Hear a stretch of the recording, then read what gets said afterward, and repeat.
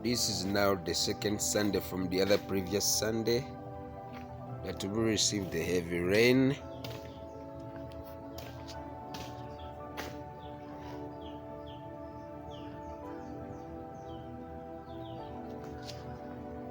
This is Divine Assembly Ministries International, Iganga.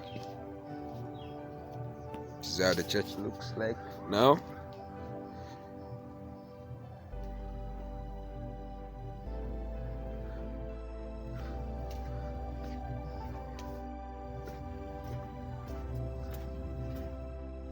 And this is what we call the main gate.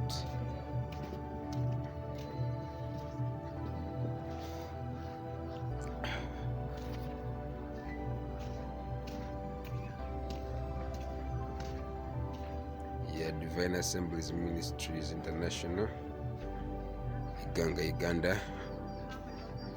And that's how we come inside.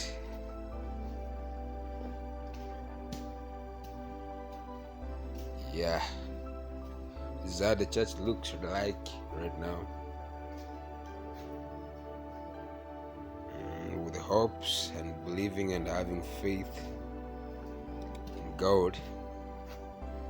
Yeah, something new is about to happen.